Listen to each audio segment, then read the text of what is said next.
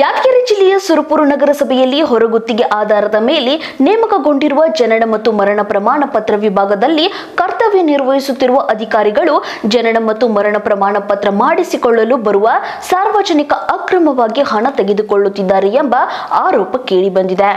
ಇನ್ನು ಈ ಕುರಿತು ಮಾತನಾಡಿರುವ ಕರ್ನಾಟಕ ರಕ್ಷಣಾ ವೇದಿಕೆಯ ಕನ್ನಡಿಗರ ಧ್ವನಿ ಜಿಲ್ಲಾ ಅಧ್ಯಕ್ಷ ಸಂಜೀವಪ್ಪ ದರಬಾರಿ, ಪೌರಾಯುಕ್ತರ ಸಂಬಂಧಿಯಾಗಿದ್ದೇನೆಂದು ಕೇಳಿಕೊಂಡು ಜನನ ಮತ್ತು ಮರಣ ಪ್ರಮಾಣ ಪತ್ರ ಕೇಳುವುದಕ್ಕೆ ಬರುವ ಸಾರ್ವಜನಿಕರಿಗೆ ಪ್ರತಿಯೊಬ್ಬ ಫಲಾನುಭವಿಗಳಿಂದ ಅಕ್ರಮವಾಗಿ 200 ರೂಪಾಯಿಯಿಂದ 500 ರೂಪಾಯಿವರೆಗೆ ಹಣ ವಸೂಲಿ ಮಾಡುತ್ತಿದ್ದಾರೆ. ಹಣ ಕೊಡದಿದ್ದರೆ ಇಲ್ಲ ಸಲ್ಲದ ದಾಖಲಾತಿಗಳನ್ನು ಕೇಳಿ ಸಾರ್ವಜನಿಕರನ್ನು ಕಚೇರಿಗೆ ಅಲೆದಾಡಿಸುತ್ತಿದ್ದು, ಸದರಿ ನೌಕರರು ಮಾಡುವ ಎಲ್ಲಾ ಕಾರ್ಯಗಳನ್ನು ಕಾನೂನು ಬಾಹಿರವಾಗಿ ಮಾಡುತ್ತಿದ್ದಾರೆ. ಇವರಿಗೆ ಯಾರಾದರೂ ಭಯ ಇರುವುದಿಲ್ಲ.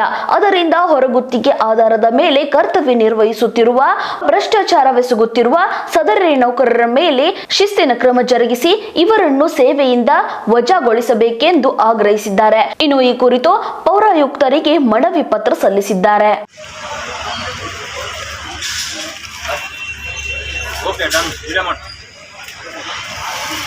ಇವರಿಗೆ ಮಾನ್ಯ ಪೌರಾಯುಕ್ತರು ನಗರಸಭೆ ಕಾರ್ಯಾಲಯ ಸುರಪುರ ಜಿಲ್ಲೆ ಯಾದಗಿರಿ ವಿಷಯ ಸುರಪುರ ನಗರಸಭೆ ಕಾರ್ಯಾಲಯದಲ್ಲಿ ಜನನ ಮತ್ತು ಮರಣ ಪ್ರಮಾಣ ಪತ್ರ ನೀಡುವ ವಿಭಾಗದಲ್ಲಿ ಗುತ್ತಿಗೆ ಆಧಾರದ ಮೇಲೆ ಕರ್ತವ್ಯ ನಿರ್ವಹಿಸುತ್ತಿರುವ ಅಶ್ವಿನಿಯವರು ಒಂದು ಜನನ ಪ್ರಮಾಣ ಪತ್ರ ಅಥವಾ ಮರಣ ಪ್ರಮಾಣ ಪತ್ರ ನೀಡಬೇಕಾದರೆ ಪ್ರತಿಯೊಬ್ಬ ಫಲಾನುಭವಿಯಿಂದ 200 ರೂಪಾಯಿಗಳಿಂದ 500 ರೂಪಾಯಿಗಳವರೆಗೆ ಅಕ್ರಮವಾಗಿ ಹಣ ವಸೂಲಿ ಮಾಡುತ್ತಿರುವ ಇವರ ಮೇಲೆ ಶಿಸ್ತಿನ ಕ್ರಮ ಸೇವೆಯಿಂದ ತೆಗೆದುಹಾಕುವ ಕುರಿತು ಮಾನ್ಯರೇ, ಈ ಮೇಲ್ಕಾಣಿಸಿದ ವಿಷಯಕ್ಕೆ ಸಂಬಂಧಿಸಿದಂತೆ ನಾವುಗಳಾದ ಕರ್ನಾಟಕ ರಕ್ಷಣಾ ವೇದಿಕೆ ಕನ್ನಡಿಗರ ಧ್ವನಿ ಜಿಲ್ಲಾ ಘಟಕ ಯಾದಗಿರಿದ್ದು ತಮ್ಮಲ್ಲಿ ವಿನಂತಿಸಿಕೊಳ್ಳುವುದೇನೆಂದರೆ, ಸುರಪುರ ನಗರಸಭೆಯಲ್ಲಿ ಹೊರಗುತ್ತಿಗೆ ಆಧಾರದ ಮೇಲೆ ನೇಮಕವಾಗಿ ಜನನ ಮತ್ತು ಪ್ರಮಾಣ ಪತ್ರ ವಿಭಾಗದಲ್ಲಿ ಕರ್ತವ್ಯ ನಿರ್ವಹಿಸುತ್ತಿರುವ ಅಶ್ವಿನಿಯವರು ಪೌರಾಯುಕ್ತರ ಸಂಬಂಧಿಯಾಗಿದ್ದೇನೆಂದು ಹೇಳಿಕೊಂಡು ಜನನ ಅಥವಾ ಮರಣ ಪ್ರಮಾಣ ಪತ್ರ ಹೇಳುವುದಕ್ಕೆ ಬರುವ ಸಾರ್ವಜನಿಕರಿಂದ ಪ್ರತಿಯೊಂದು ಫಲಾನುಭವಿಗಳ ಅಕ್ರಮವಾಗಿ 200 ಅಕ್ರಮವಾಗಿ ಹಣ ವಸೂಲಿ ಮಾಡುತ್ತಿದ್ದಾರೆ.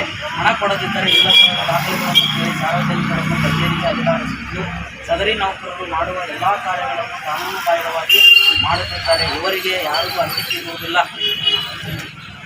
ಆದ್ದರಿಂದ ದಯಾಳುಗಳಾದ ತಾವುಗಳು ಹೊರಗುತ್ತಿಗೆ ಆಧಾರದ ಮೇಲೆ ಕರ್ತವ್ಯ ನಿರ್ವಹಿಸುತ್ತಿರುವ, ಭ್ರಷ್ಟಾಚಾರ ಎಸಗುತ್ತಿರುವ ಸದರಿ ನೌಕರರ ಮೇಲೆ ಶಿಸ್ತಿನ ಕ್ರಮ ಜರುಗಿಸಿ ಇವರನ್ನು ಸೇವೆಯಿಂದ ತೆಗೆದುಹಾಕಬೇಕೆಂದು ತಮ್ಮಲ್ಲಿ ವಿನಂತಿಸಿಕೊಳ್ಳುತ್ತೇವೆ.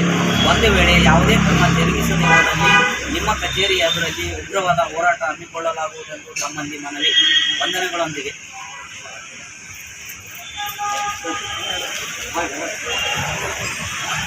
ಫೋಟೋ ತೆಗೆದು